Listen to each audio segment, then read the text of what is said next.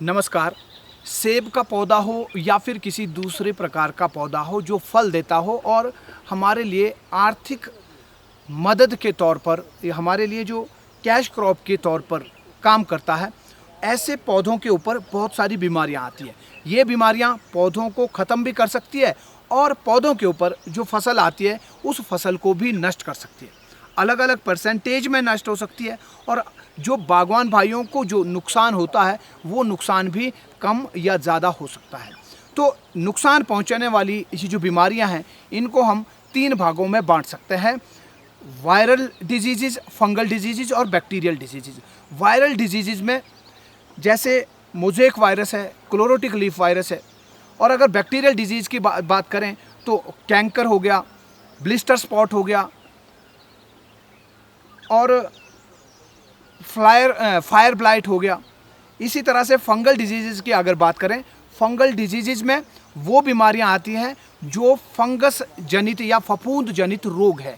फफूंद जनित रोगों को भी हम 2 भागों में बांट सकते हैं। फंगल डिजीज़ को भी 2 भागों में बांट सकते हैं। एक एयरबॉर्न फंगल डिजीज़ और दूसरा है soil born fungal disease. Airborne fungal disease वो वाली बीमारियां हैं जो हवा में होती है, यानी कि पौधे के उस भाग में होती है जो हवा में है, जो ज़मीन के ऊपर है। तो कैनोपी जो है, जो फॉलिएज है, जो कैनोपी है, जो ज़मीन से ऊपर का पौधे का हिस्सा है, इस भाग में जो फफूंद जनित रोग लगते हैं उनको एयरबॉर्न फंगल डिजीज़ कहते हैं, जिसमें स्कैब, अल्टरनेरिया, मार्सुनिना, सूटी ब्लॉच, फ्लाई स्पैक, ये सारी बीमारियां होती हैं। और सॉइल बॉर्न डिजीज़ में रूट रॉट और कॉलर रॉट और भी बहुत सारी बीमारियां जो है इसमें आती हैं। तो इन बीमारियों के बारे में बागवान भाइयों को जानकारी होनी चाहिए और विस्तृत जानकारी होनी चाहिए। हर एक बीमारी के क्या क्या सिम्टम है, यानी बगीचे के अंदर अगर ये बीमारी है तो उसकी पहचान कैसे की जाए। पहले तो ये सभी बागवान भाइयों को पता होना चाहिए अलग अलग बीमारियों की पहचान हम बगीचे के अंदर कैसे कर सकते हैं।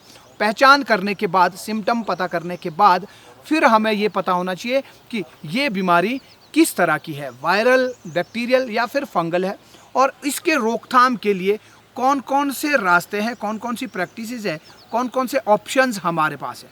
और उन ऑप्शन में खास करके हमें कल्चरल मेथड्स का पता होना चाहिए कि ऐसे कौन कौन से मेथड्स हैं, ऐसे कौन कौन से ऑप्शंस हैं हमारे पास जो कि बिना किसी प्रोडक्ट, बिना किसी उत्पाद या फिर किसी सिंथेटिक प्रोडक्ट के या केमिकल प्रोडक्ट के प्रयोग किए हुए भी हम इन बीमारियों को कंट्रोल कर सकते हैं।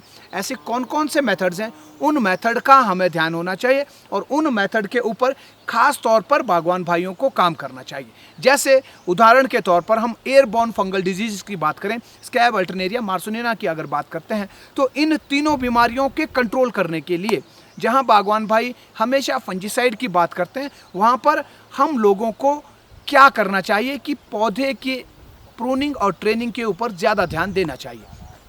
कैनोपी के अंदर एयर फ्लो, एयर सर्कुलेशन सही से हो, सनलाइट पेनिट्रेशन बढ़िया से हो, ताकि फंगस को पनपने का माहौल, वातावरण, माइक्रो क्लाइमेट ही कैनोपी के अंदर ना बन पाए। और अगर इस तरह का कार्य हम कर पाएँ तो बीमारियों से बचा जा सकता है। और जो खर्चा हमारा फफूंदनाशी के ऊपर लगता है, फफूंद को रोकने, नियंत्रण करने के लिए फंजीसाइड के ऊपर लगता है, वो खर्चा हमारा 50% तक कम हो सकता है। इसके अलावा फ्लोर मैनेजमेंट करना, फ्लोर के ऊपर पिछले साल के इनोक्यूलम को कम करना, उसके प्रेशर को कम करना, ताकि अगले साल फंगल इन्फेक्शन जो है वो ज़्यादा तेज़ी से ना फैल सके, उसका जो बीज है वो बगीचे के अंदर उसकी संख्या को कम किया जा सके। तो इस तरह से बीमारियों को कंट्रोल करने के लिए, बीमारियों का नियंत्रण करने के लिए, फसल को अच्छे से लेने के लिए, फसल से खूब फ़ायदा उठाने के लिए, पौधों की उम्र को बढ़ाने के लिए, स्वस्थ रखने के लिए हम सभी बागवान भाइयों को हर एक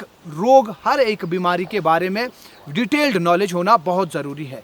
तो दोस्तों, आप भी अगर डिटेल में जानकारी चाहते हैं तो खेतियारी ऐप को डाउनलोड करें। अभी तक अगर डाउनलोड नहीं किया है तो गूगल प्ले स्टोर में जाकर के आप डाउनलोड कर सकते हैं। लिखें KHETYARI और आज ही डाउनलोड करें। हज़ारों बागवान भाइयों के साथ आप भी मॉडर्न एप्पल फार्मिंग सीखना आज ही शुरू करें। तो मिलते हैं अगली वीडियो में, तब तक के लिए नमस्कार, जय हिंद, जय भारत।